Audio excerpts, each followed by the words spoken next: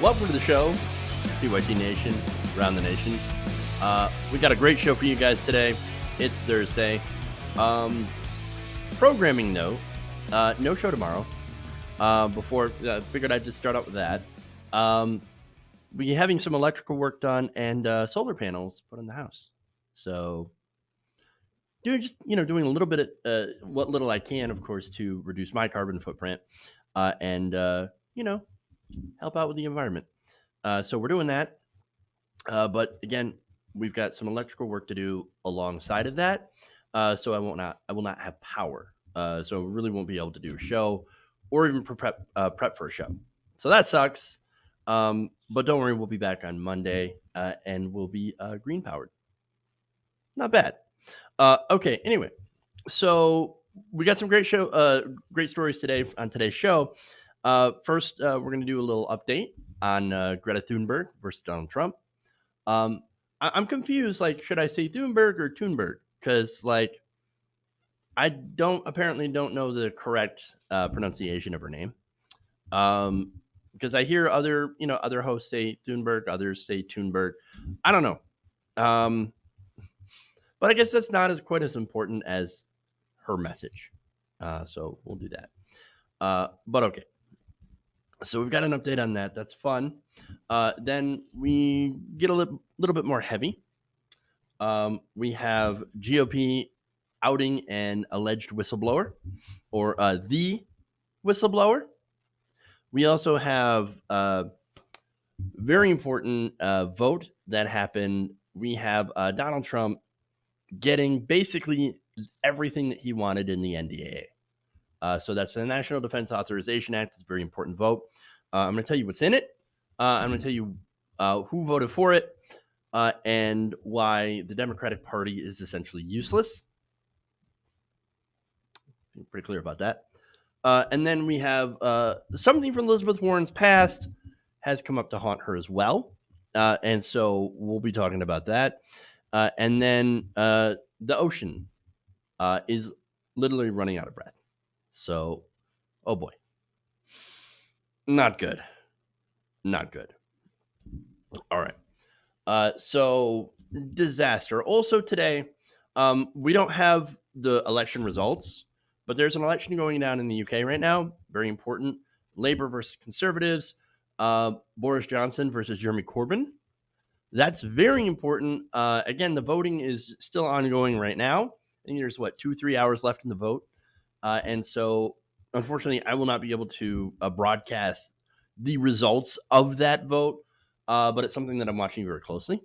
I hope I hope Labour wins and prevents Boris Johnson from becoming the next PM. So because that would be disastrous. All right, so we'll see what happens. I mean, there's a lot of turnout from younger people, younger Britons. So that's actually a really, really good sign.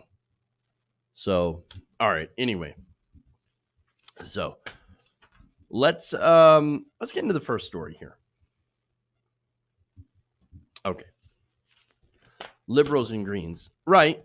Yeah, they have a parliamentary system, which is sort of alien to us here in America, where we only have two dominant parties. But it seems like the UK has kind of two, more dominant parties as well.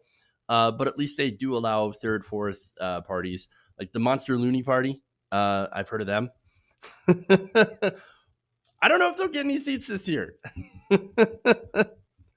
But man, other electoral systems there's something else, man. I think we're the only ones that do it this way here in America, where we just have basically only two. Look, all I can hope from the UK election is that this turns back the right-wing tide in Europe, because we need that. We definitely need that. Okay. Anyway, now let's go to the story. Climate activist Greta Thunberg recently trolled President Donald Trump on Twitter. Now, this is following the 16-year-old activist being named Times Person of the Year for her work in activism when it comes to climate change. And after that happened, the Trump family went after her on Twitter. So now, first, Don Jr. Attacked her. Actually, went after Time Magazine, saying that Thunberg is nothing more than a marketing gimmick for the magazine. Okay. Now, on Thursday, the president joined in on that attack, saying this: "So ridiculous. Greta must work on her anger management problem. Then go to a good old-fashioned movie with a friend. Chill, Greta. Chill." Obviously not chill. Look, keep in mind, this is supposedly an adult, supposedly, right? Going after a minor. She's still a child by all intents and purposes. And yet he goes after her on Twitter. Don Jr. goes after her on Twitter. The MAGA guys go after her. And again, a lot of this is the MAGA guys, the followers of the president, attacking a child. Simply for the, alleged crime of pointing out how world leaders are not only failing, not only of the generation, but also everyone by not combating climate change. So they're failing everybody. And so she has the audacity to call them out. And so the tweet here, by the way, is dripping with condescension and sarcasm. Why are you so mad, Greta? Why don't you just smile, sweetie, and go watch a movie with your little friends? That's essentially what he's saying. Again, not only deeply condescending, but misogynistic. She is angry for a good reason. It is because rampant greed is destroying the environment which she needs to survive, which we all need to survive. Not, here's the thing. Scientists, and this is one of the news stories, we're going to cover this later.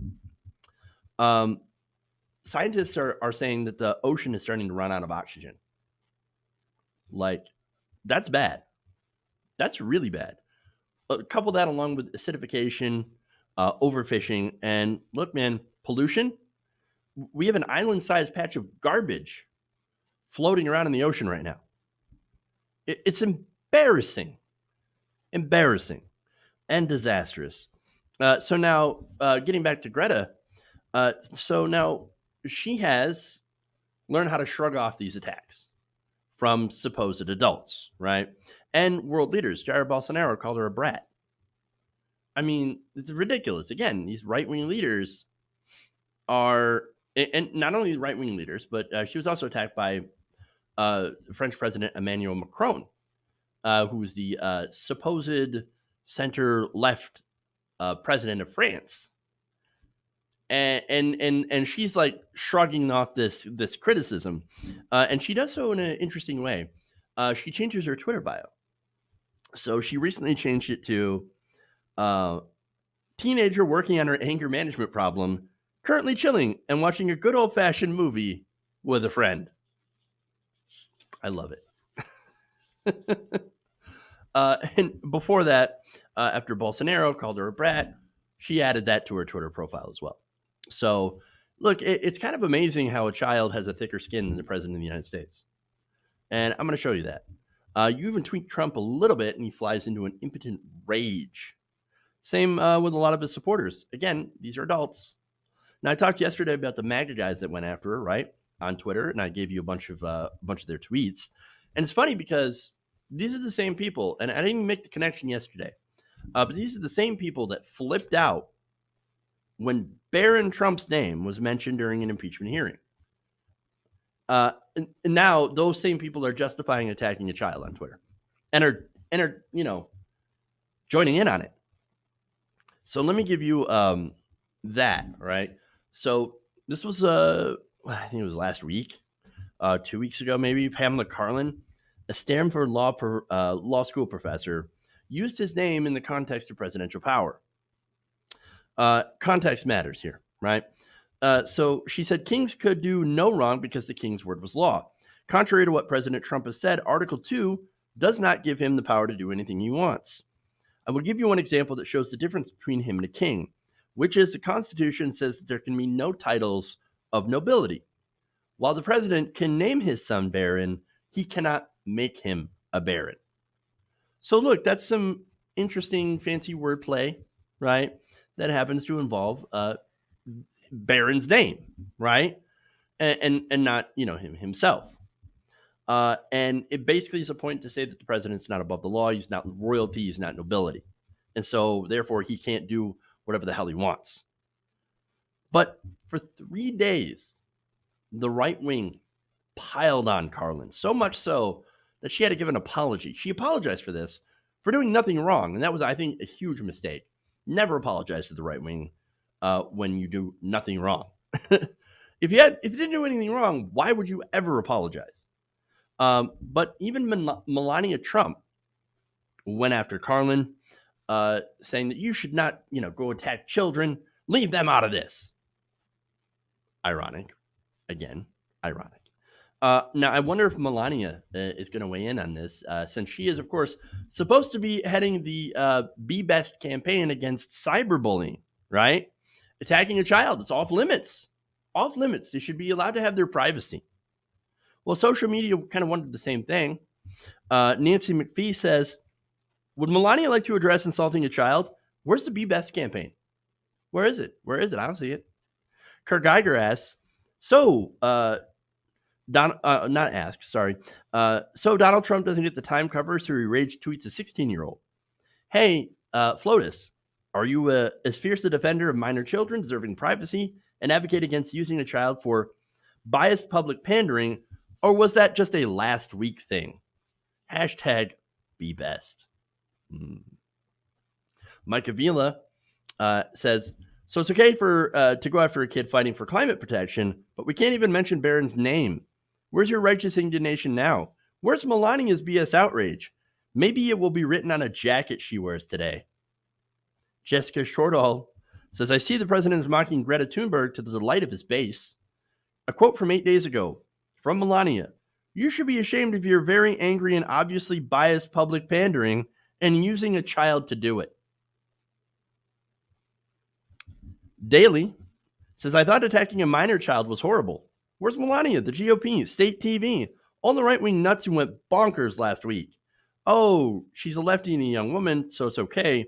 Women don't forget GOP. So, yeah.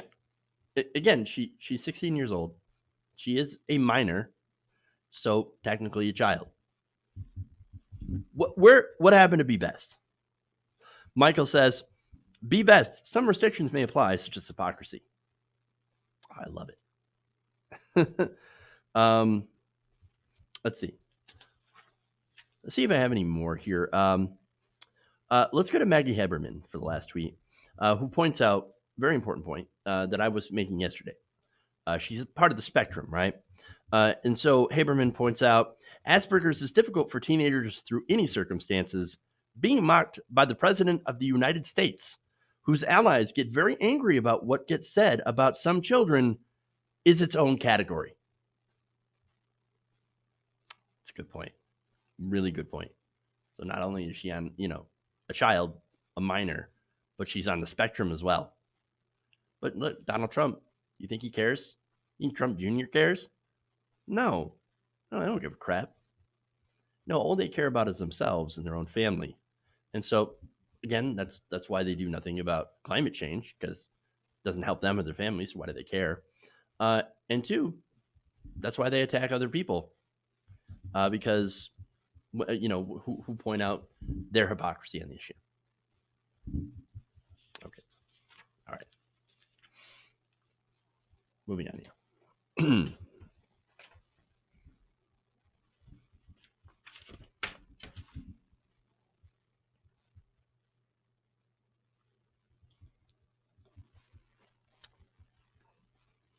All right.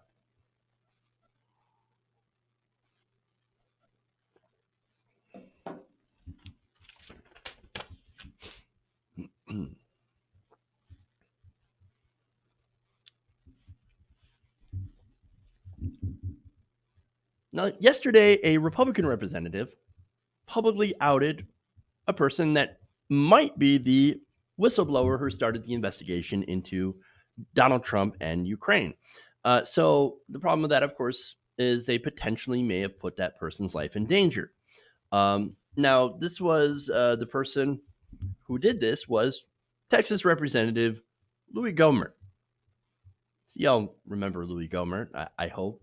And if you don't remember him, well, that would be nice. I wish I could forget who this person is. Before Trump, he was one of the craziest people in Congress. So now Gohmert had identified this person, which I and Politico have decided to not name this person in order to, obviously not endanger their life any further than they already are. Now, this happened at remarks at a Judiciary Committee meeting on articles of impeachment against Trump. Now, Gohmert named the person in a list of potential witnesses he said the committee should hear from before casting a vote on impeachment. Now, Republicans, of course, have been going crazy over this whistleblower, despite them being essentially unimportant at this point. Why do I say the whistleblower is unimportant? Well, because the whistleblower was actually somebody who had secondhand information that they had heard from someone else. Now, we find out that there were people that directly listened to the call between Donald Trump and Vladimir Zelensky that have come out publicly and testified, making the testimony of the whistleblower basically non-essential. So who cares about the whistleblower at this point, other than, strangely enough, Republicans that are incredibly fixated? So now, one person to publicly come and confirm the account who had firsthand knowledge was Gordon Sondland.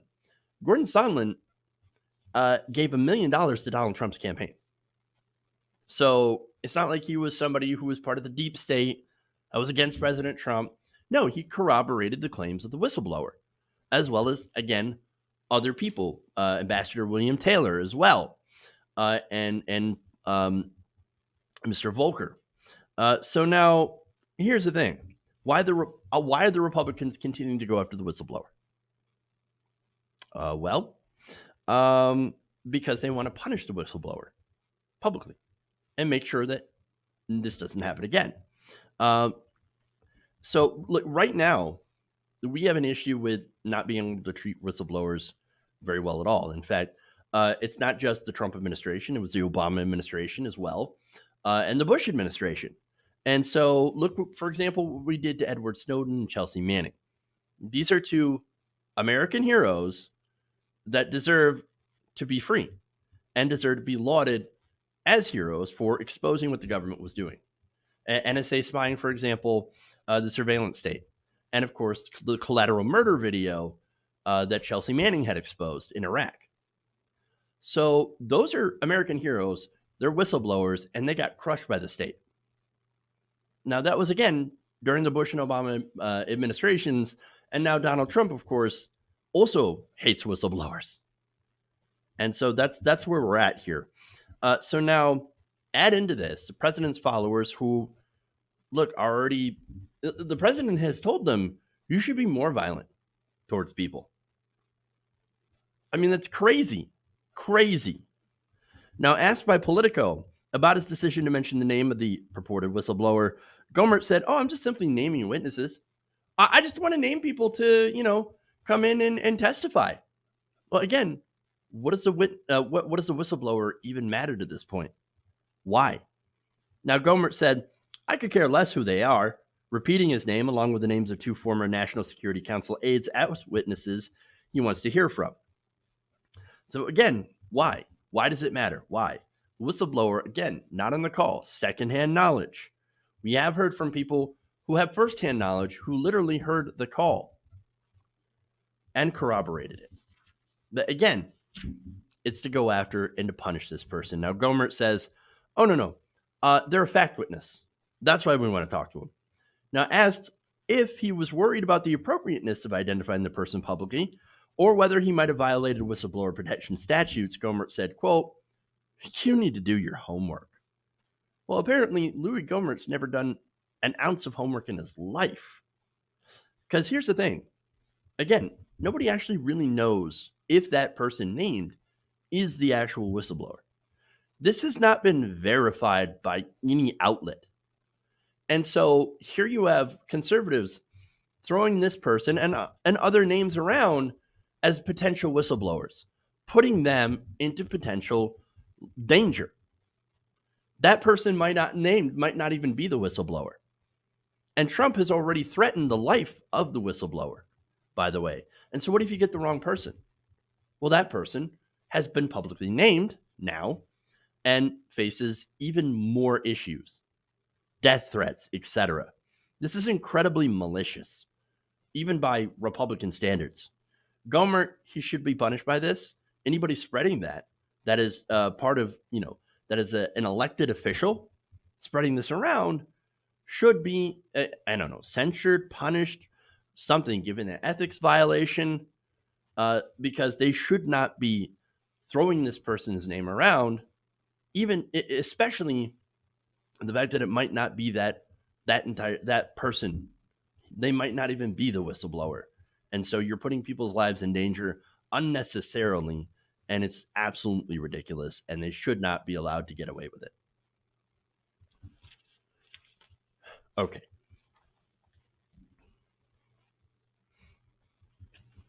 Moving on here. So let's trash Democrats now.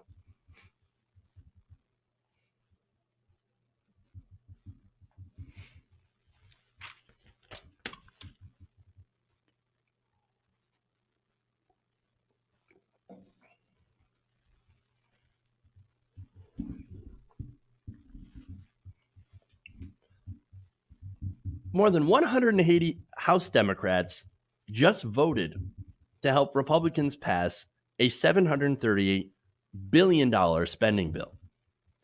So now this is called the 2020 National Defense Authorization Act. It's the NDAA. And what it does is it increases the Pentagon budget by about $22 billion, gives Donald Trump the Space Force, and allows Trump to continue selling weapons to Saudi Arabia to be able to use in the war in Yemen. So now, despite that, you have 188 House Democrats that voted to give Trump all of these things that he wanted.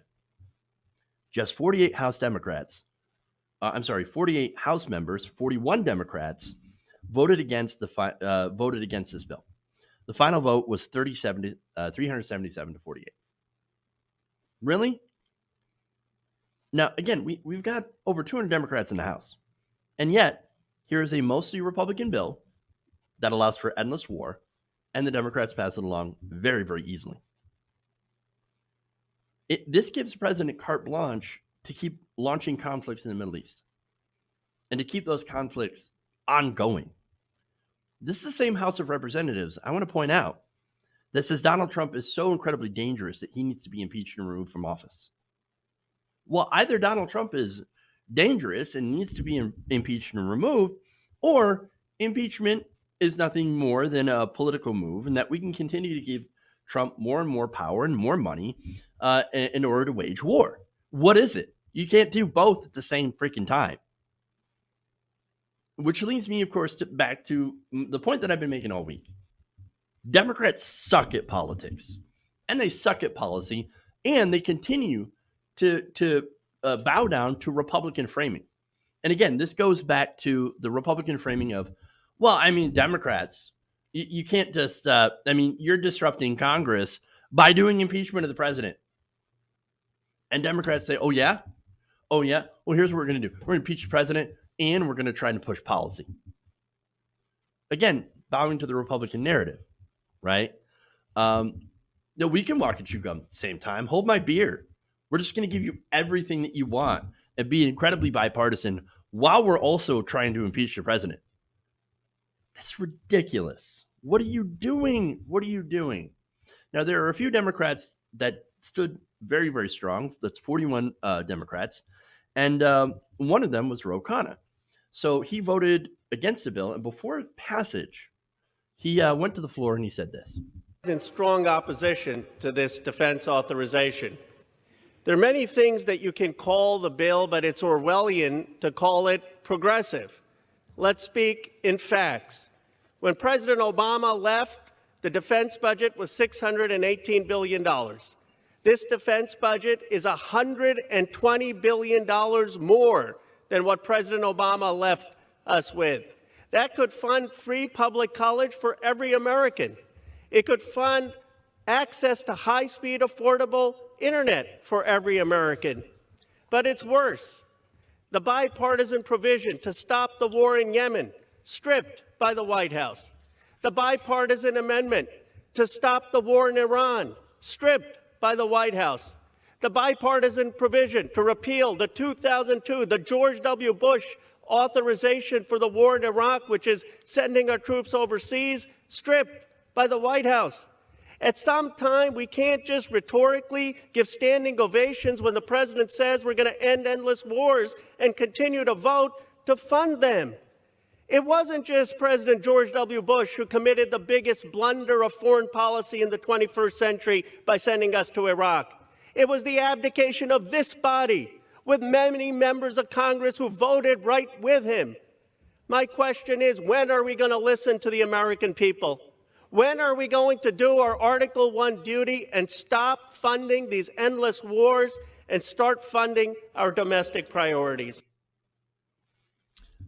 That's actually what a progressive is supposed to sound like, being against endless war.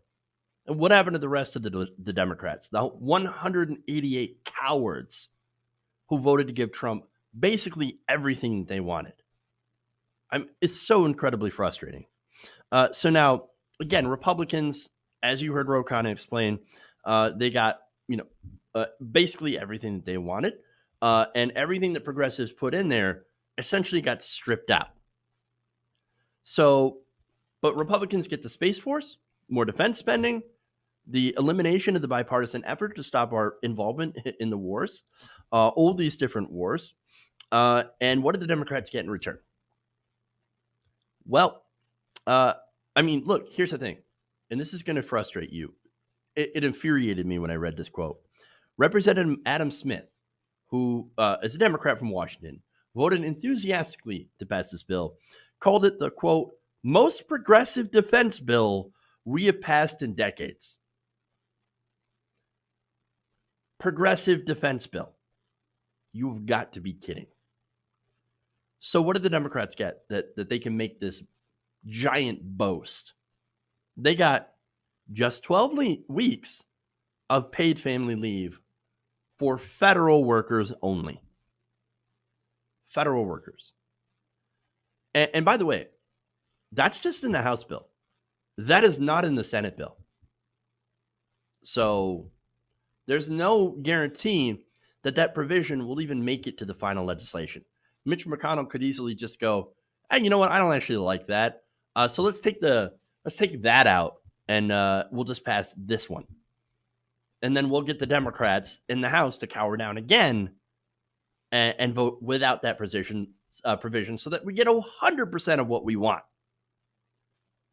I mean, that's it. That's it. This is an utter and complete capitulation. I mean, again, the House also excluded a mandate that the EPA regulate PFAS on military bases as a hazardous substance. So, Democrat 101. Give Republicans everything they want, even when they're a minority in the House. Insane. They're so goddamn weak. Except for people like, again, Ro Khanna and AOC and Barbara Lee. Barbara Lee voted against this as well. And 45 other Democrats. I'm sorry. The other Democrats have voted against this. The rest are cowards. The rest are absolute cowards. And so they gave Trump and the Republicans everything they want. And here's what Mitch McConnell says about that, by the way. Mitch McConnell on Monday said the final NDAA is, quote, not either side's ideal bill. Well, I find that laughable. But he said that House Democrats' partisan demands were now gone. Sanity and progress has begun to prevail on the NDAA and other issues. Are you serious? Sanity and progress. He means even if you give us everything we want, we're still going to guard your priorities insane and you unreasonable. That's the Republican Party. Jesus, man. That's why you don't give an inch to the Republicans. Now, you also had Representative Rob Whitman, a senior House Armed Services member who's a Republican, saying this, quote, a bill that started with unreasonable partisan riders is now a piece of legislation that I believe does right by our men and women in uniform and provide sound, strong defense policy for the next year. Explain to me how adding a separate space force, which we're not supposed to weaponize space, by the way, there are international treaties say that we can't do that. How's that more reasonable? Donald Trump wasn't even serious about Space Force. This came from the insane ramblings of the idiot in chief, the dotard or dotard in chief. And he's like, oh, you know what? Space Force, I actually kind of like that. So, yeah, let's do a Space Force. Oh, my God. What are you doing? And look, more importantly, how is allowing the continuation of a genocide in Yemen, which we are funding, by the way, and we are arming Saudi Arabia, a country who, yes, attacked us on 9/11, right? Or 15 out of the 19 hijackers came from Saudi Arabia, who has a fundamentalist Wahhabist Islamic government in charge right now that, again, fosters extreme versions of and forms of Islam, fundamentalists. And not only that, but the government had killed a U.S.-based journalist, dismembered them. And yet, President Trump, despite bipartisan efforts to stop arming that country, says, no, we're going to keep arming that country. And Democrats said, yes, let's keep arming that country. That's insane. Absolutely insane. And you know why? Trump has got, why he likes Saudi Arabia? Trump's got business ties. Of course he does.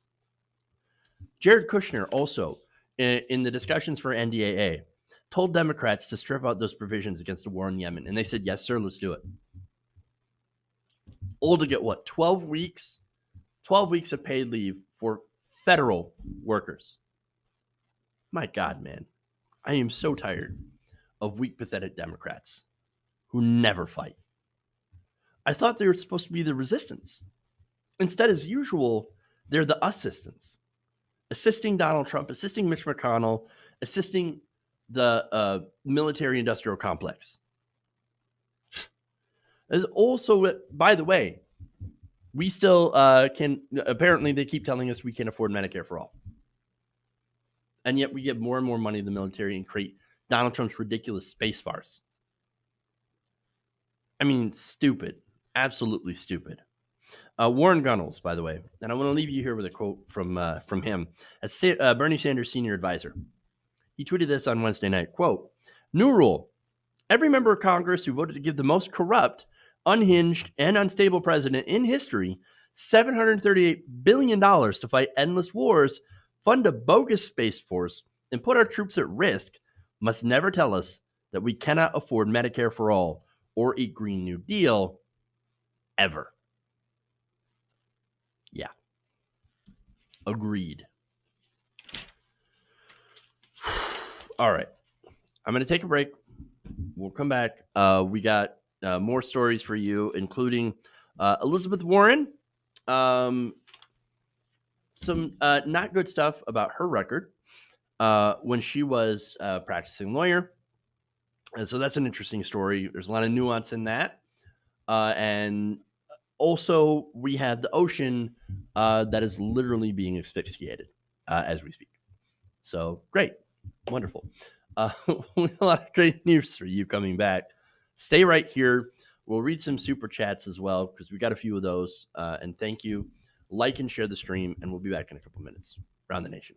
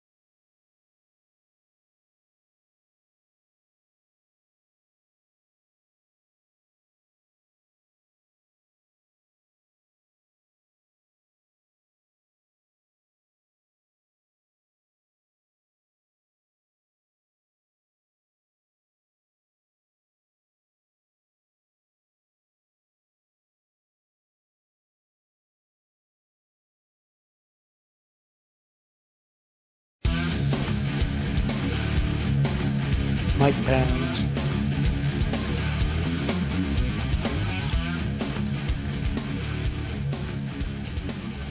Welcome back to the show.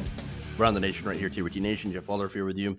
I tried to look up because some of you asked what if Tulsi Gabbard voted on this, and I couldn't find any information in the short time. So it's possible that she might have actually missed the vote because she's campaigning, but I'm not entirely sure about that. And so I'll do some more information about that, or I'm sorry, some more investigation into that, and maybe tweet out if I find anything. All right. Anyway, so we have some super chats here. Jedi Mullet 77 says, to help the oceans, we need to grow kelp farms. Kelp will remove CO2, create O2, cool the oceans, plus getting 30,000 gallons of ethanol an acre per week. Okay, so, yeah, okay. I'm not against that idea, but also we might want to do something about climate change as well, because part of the reason the ocean is losing oxygen, as I'm going to explain, is due to warming oceans. And so we'll talk about that. LL says Republicans don't care about misidentifying the whistleblower. It's collateral damage. They don't care about innocent lives unless it's a fetus. Even so, they don't even actually care about the fetus, by the way, as evidenced by the people, pregnant women being killed. They don't care. They don't care. What they care about is controlling women's bodies. Sarchek finally says Trump was on time looking at little immigrant child who would most likely die at a detention center, as one did in May from the flu. America first. By the way, they will not let, the Trump administration will not let people go and give flu shots to children in detention, by the way. People got arrested. The ones that were bringing in the flu shots to give to the children got arrested. That's the country that we live in, man. All right. So now, let's thank a couple of patients real quick here. I want to thank Grant Keeling and Mark Bass. Or Mark Bass. All right. So, yeah, I'm sorry it took so long to break. I was actually trying to look up Gabbard's vote because I know that's something that you guys wanted to know. Gabbard voted against. Again, I actually wouldn't be surprised about that. So good. That's a positive vote. All right. Anyway, and I'll double check that. All right.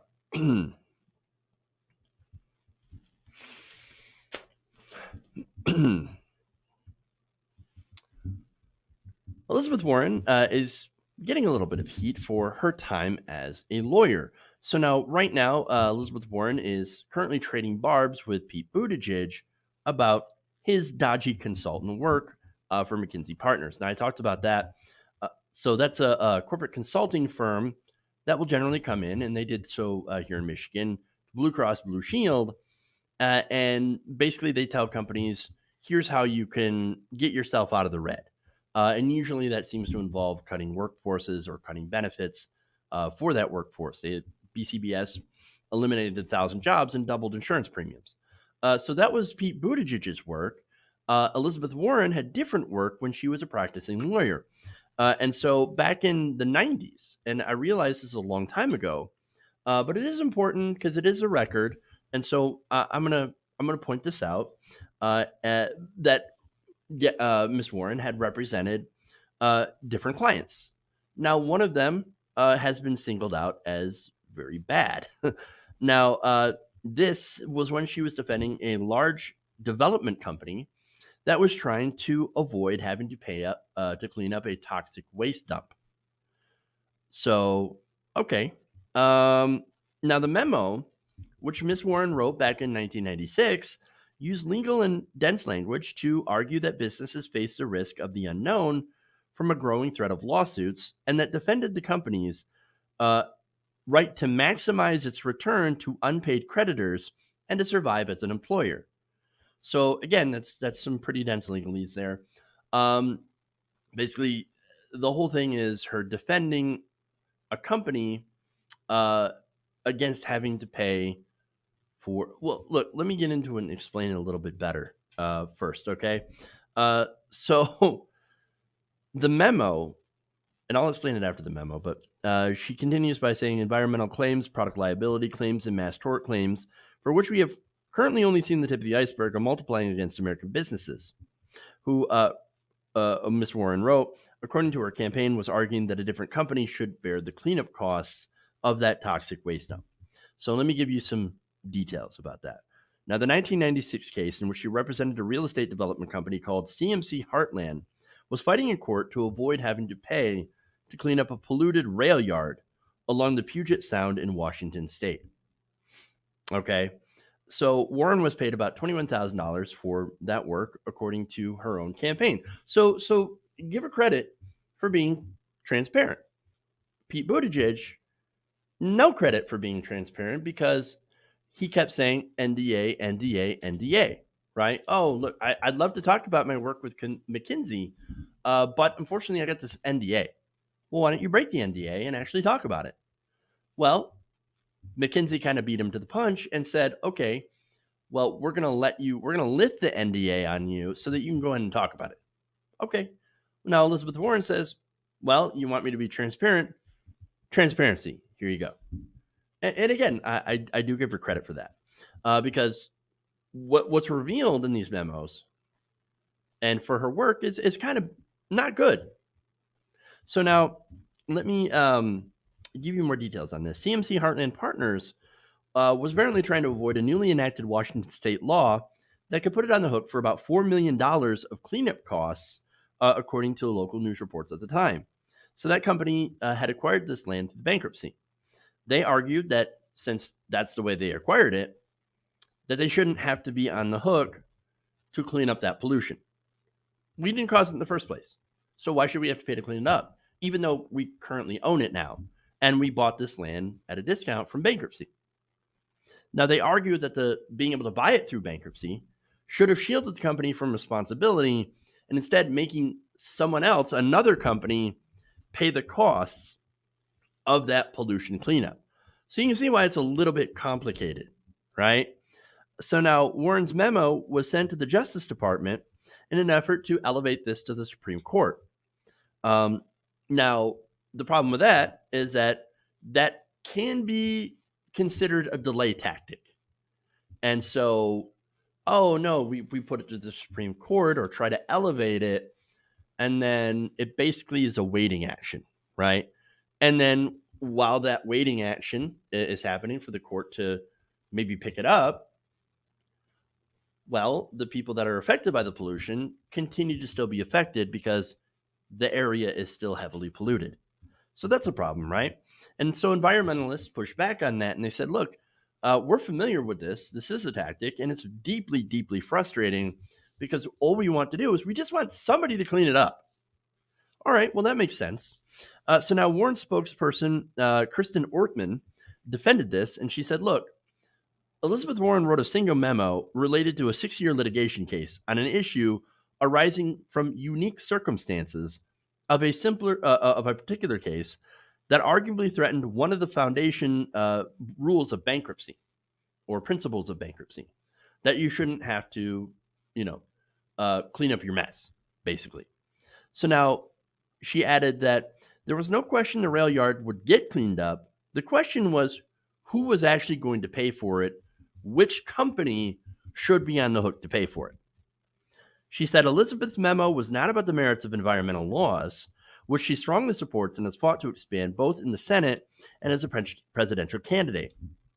Now, the real estate went through several owners, CMC Heartland Partners, after the railway went bankrupt back in 1977. It was then sold to Union Pacific and ultimately to the Port of Tacoma, which demanded a cleanup. Now, the new state law had been approved by voters and was modeled after a federal law designed to clean up Superfund sites. So now it sought to require even past owners, the law did, of polluted land to contribute to cleanup costs. So, if you started out with this land and you polluted it, but then you sold it to someone else, and then they sold it to someone else, and they sold it to someone else, then you, as the original owner, under this piece of legislation, would be required to pay part of the cleanup costs, as well as everyone who's also owned that piece of land. Okay, that makes sense. Now, I actually agree with that. But Warren presented the case like this, quote, "It's not a simple case of debtor versus creditor. Instead, this is a question about the scope of bankruptcy laws." She added that it's not even a slight exaggeration to say that the dispute relates to the very heart of an important part of the legal system. So she brings up bankruptcy because one of the companies went bankrupt and said, we can't afford to pay that cost. And so why should we be on the hook for that polluted land when we ourselves went bankrupt and then had to sell the company, right? So again, the entire case seems to be about, or at least the entire law seemed to have been about allowing or not allowing corporations to escape responsibility for pollution by using the bankruptcy system. Elizabeth Warren seemed to have been arguing that no, they should be able to. This company that I'm representing should not have to pay this cost because they went bankrupt. Again, you can see why it's a little complicated, right? And so they're basically having a food fight on who should pay for this. Okay. Now, again, Warren was on the side of the corporation, one of the corporations. And again, this is corporation versus corporation here. Okay. So now Richard Cordray, you may remember that person as well, who's a close ally of Elizabeth Warren. He worked at Heartland as a lawyer as well. Now, he said that Warren, neither he nor Warren argued that the toxic waste site should not be cleaned up. So we should have someone clean it up, just not my company. Quote, "It wasn't like there was going to be nobody responsible for cleaning the place up. It's just which of the two companies was responsible and what percentages." Now, understand, while these corporations are fighting each other on who should be liable, the people living in the area, the people that are impacted and affected by this pollution, still continue to get sick, still continue to suffer. And so that's one of the biggest problems, right? Now, Warren's campaign, however, again, defending itself, pointed to an analysis by Edward Zhangner, who was a bankruptcy professor at Brooklyn Law School. So they asked him to look at the case after the Washington Post began asking questions. And look, I got to give them credit for asking those questions. Mr. Zhangner said that strong bankruptcy protections like those advocated by Warren made it more likely, not less, that money would be available for cleanups. But that is being disputed by Marv Coleman, a retired state official who helped oversee the cleanup itself. They said the companies trying to shift responsibility to each other made the environmental effort harder. Quite often, he said, one company could point the finger to another company. That was very common in that period, and that was kind of frustrating. Because again, while they're doing that, they're essentially wasting time.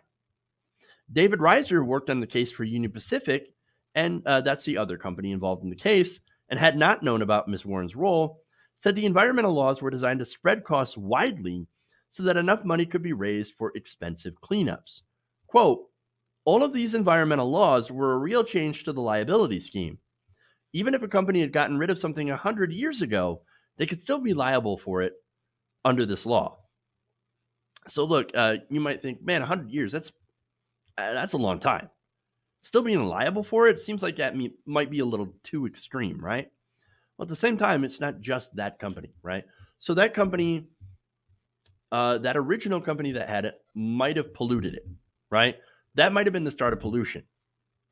And then after that, you have every other company that has bought that land, right? That either ignores the pollution or more likely adds to that pollution.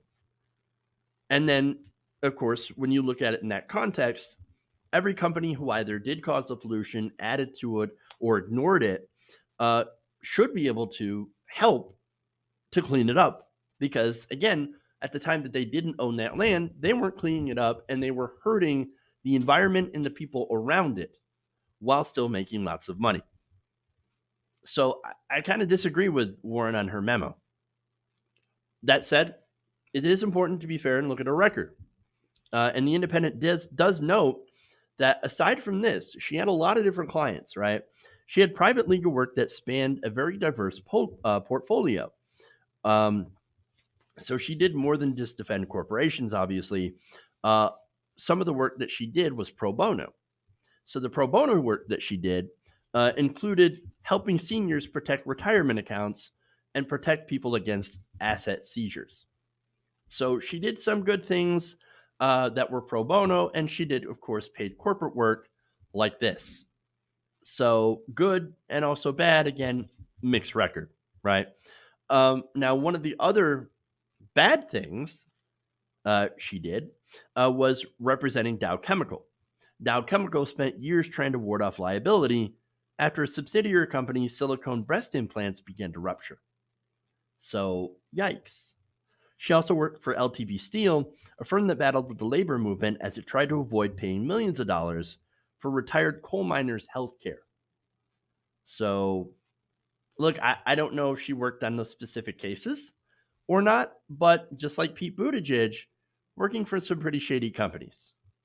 And so, doing some very anti labor, anti consumer practices. And so, look, if you're trying to say that, hey, look, I'm going to stand up for consumers, well, you look at that record and it doesn't look as great.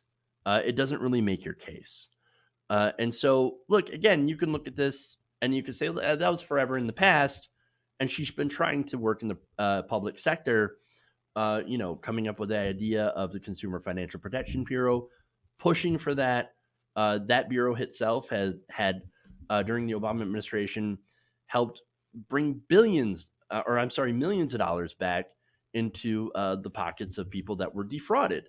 And so you can look at that work and say, hey, balances out. She did bad, but then she made up for it and did good. And you could say that, right? And it all depends on your perspective on this one. Okay. And so again, I'm just trying to give you the facts here of what happened and what her record is, and you guys can make a decision for yourself. I have my personal favorite, and you guys know my bias. But again, I'm just trying to give you the record, and so you can read into this. There will be a link in the description.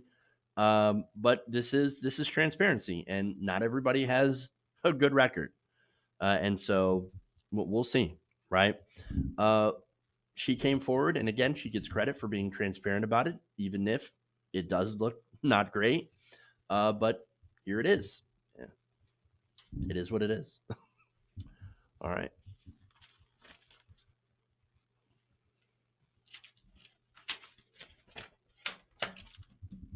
Okay.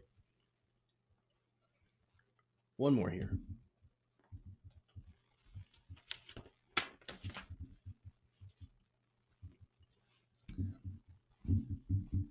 Bad news for the ocean. It appears to be running out of air due to climate change. Now, there are scientists out there that are warning that due to the warming of the oceans, there are certain spots in the ocean that are literally running out of oxygen and are causing huge disruptions in the animal kingdom as well as the food chain. So now this one of these scientists is Andreas Oschlies, who's an oceanographer at the Helmholtz Center for Ocean Research, Kiel in Germany. And so he says there is a disruption going on and there is a massive loss of oxygen. And so, look, there are some disastrous figures here. Now, first, some tropical regions have seen oxygen levels drop by 40% in the last 50 years. Now, some of that can be explained by these algae blooms that tend to, happen more in these coastal regions, in the equatorial regions, right? So now other places around the world have actually seen about an average of oxygen loss of about 2%. And so, okay, a little extreme in the, like I said, equatorial regions, and there's reasons for that, but also around the world, we're seeing about 2%. And so that's every year. Now, there's a big problem with that. It turns out ocean animals also need oxygen. I know, right? And in fact, the ocean ecosystem is actually very delicate. And so if you see slight changes in the variability of oxygen in the water, well, that changes animal behavior especially even when it comes to reproduction. Those adjustments can expose animals to new predators or force them into food scarce areas. And then, like I said before, really impacts reproduction as well. Deoxygenation, that's a really hard word. Deoxygenation, O'Shilly says, is the most pressing issue facing sea animals today, but isn't the only one. You also have overfishing, pollution, and ocean acidification. All right, so now, how does this lead to climate change? Well, a warming planet means warming ocean, right? A warming ocean loses oxygen for a couple of different reasons.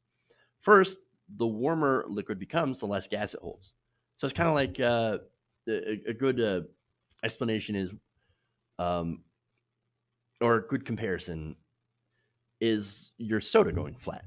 Okay, so when your soda gets warmer, it loses its carbon and it becomes flat, and that's why. And so the ocean works the same way. So when the ocean water gets warmer, it loses gas. And eventually, of course, if it gets hot enough, it boils away. And so that's one way that it's losing oxygen.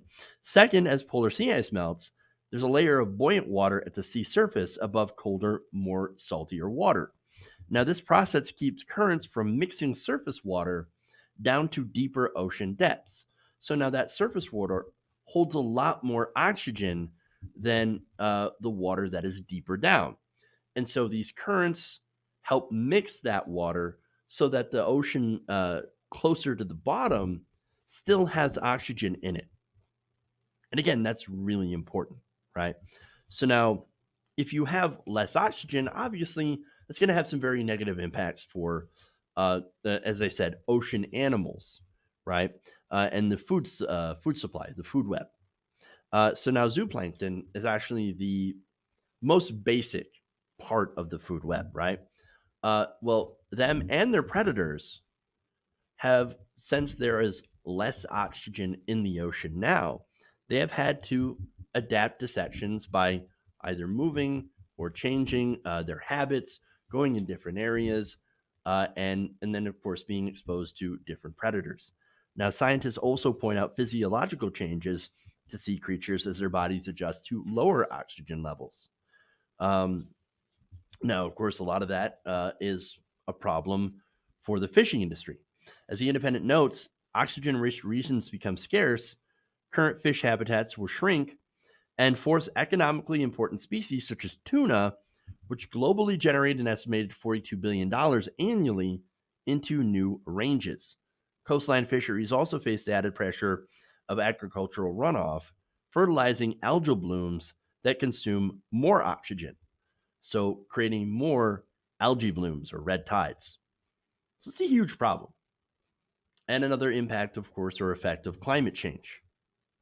So, look, I never would have imagined that there were giant dead spots in the ocean, but here we are. And you can read the full report. It's in the description of the video. But basically, the whole point is the ocean is running out of oxygen. Why are we not concerned about this? Why are we not worried? Scientists are worried, but why aren't we hearing this on news channels? Why aren't we hearing this more in the news? Why is this not one of the most important things that we're seeing right now? Well, it's because, unfortunately, we have a media that is owned by corporations, that is funded by fossil fuel companies that are driving climate change.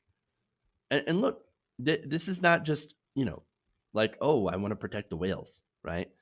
No, this is about the future viability and habitability of the ocean. Again, there are a lot of places, a lot of humans that depend on ocean animals for food, as well as other things. And so if you eliminate through climate change the ability for these animals to reproduce, we already have a problem with overfishing. We already have a problem with pollution. Now we're making even worse. We're killing off our own food sources. That's not good. That's really, really bad. And if we continue to let this go, it's going to snowball even further, and we won't be able to put a stop to it. We've got to reduce emissions now and then eliminate completely carbon emissions within the next 10 years, or else this is going to get even worse. We've got to do something, and we got to do it now. Okay. All right. That's it. That's all I got for you guys today. Thank you for going around the nation with me today. So look, won't be here tomorrow. We've got solar panels being put in the house. So that involves not having power for probably at least a couple of hours. So we'll be back on Monday. So hopefully you guys have a great weekend. We'll be back. We'll be green powered. So that'll be pretty cool.